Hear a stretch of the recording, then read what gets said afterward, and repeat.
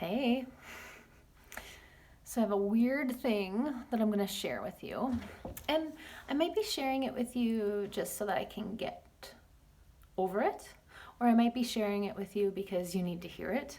Not quite sure, but for some reason I'm sharing this with you. So, what do you think about when you think about the word vindication? What does that mean for you? Is it negatively charged? Is it something to do with, you've marred your name or something like that? Negative? Or does it have some sort of empowering connotation to it? I will tell you that this word vindication comes up a lot for me in my meditation. It comes up for me a lot when I'm kind of connecting to my inner intuition about what it is that I desire and what I want. And part of it has been trying to create an association with this word and an understanding with this word of why I need to feel vindicated. What is that? Now, I'm not going to go into all the details of why I might feel I need to be vindicated, but one of them is, I always felt not very smart or, as capable as other people necessarily in the intellect realm. This is silly, but this is how I started out in life because I wasn't great in school. I was more social. Anyway, and things just took me a little bit longer. So why this word recently came up to me, it's been screaming at me, is that I recently went and did something that should be, for all intents purposes, for me, really easy and certainly feel empowering and basically just something that I do and I do it well. And that was, I had a yoga audition. Now, I haven't actually had a yoga audition before. I've definitely had my test outs with my 200 hour and my 500 hour, which I think is now a 300 hour. And then I've taught classes for other yoga teachers. Other yoga teachers have come to my classes. I've taught classes for lots of students. Teaching it's my thing. It's who I am. It's what I do. It's what I enjoy. It's what I live for. And I had this audition. It was random. It came up and I prepared for it. But at the same time, interviewing is my favorite. I get to meet people. I get to talk about what's interesting. I get to hear about the job. I'm great at asking questions.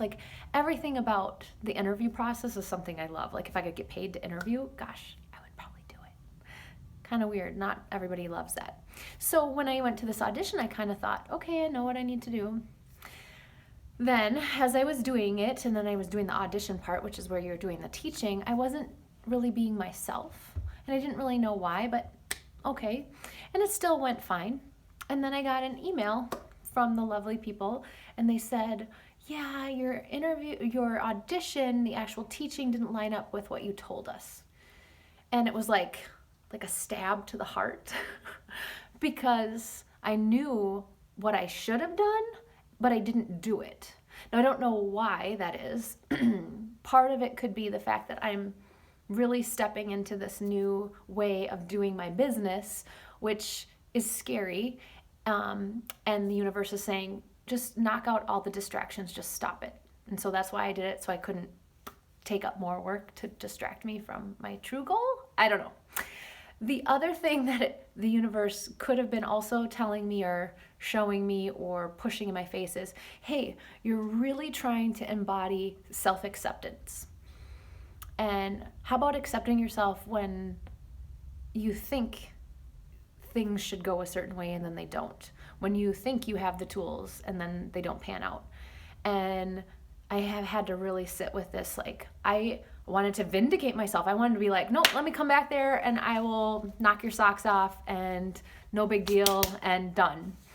And I knew that, I could do that, but I think the most important lesson for me right now is realizing the pain of not being wanted or desired or yep, yep, we need you on our team. You're gonna make a huge impact on our people. Yes, we have to have you.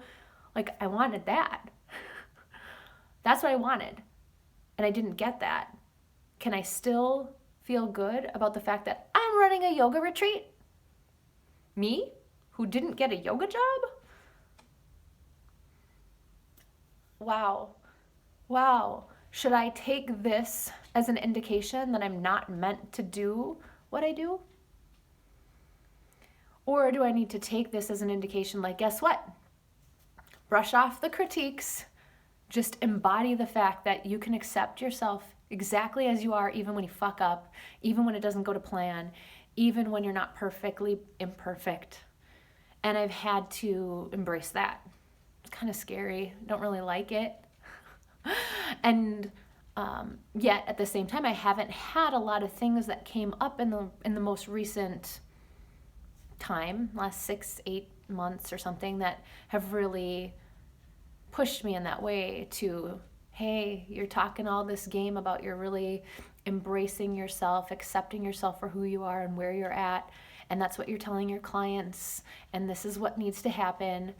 And then, that thing comes up, that scary thing for me of, hey, you're not wanted, you just did something that you think you're particularly good at, and you failed. Or whatever. I mean, that's not really what it is, but that's how it feels, right?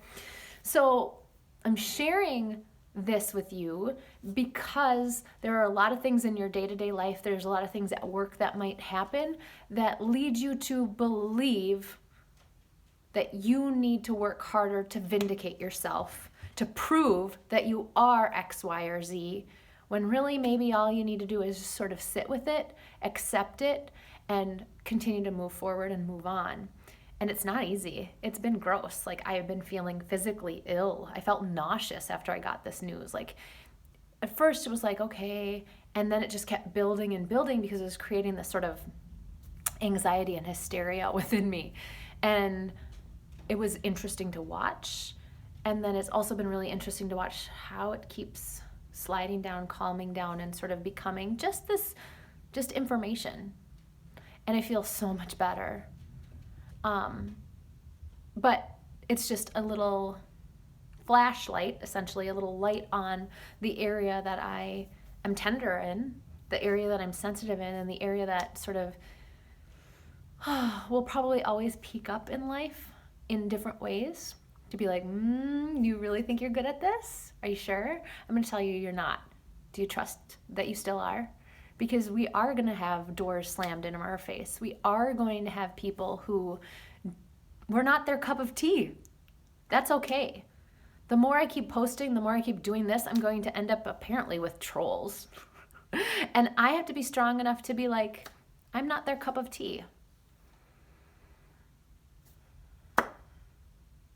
So, I want you to think about those things that come up for you where you feel like you have to vindicate yourself. And instead of maybe feeling like the vindication needs to come by proving yourself, maybe the vindication needs to come by just accepting and being okay with that. So I don't know if you hung in there and watched just under 9 minutes of this video, but I just want you to know that you are loved and that you are perfect, whole, and complete as you are right now. And there's nothing else that you need to do to prove anything to anyone else.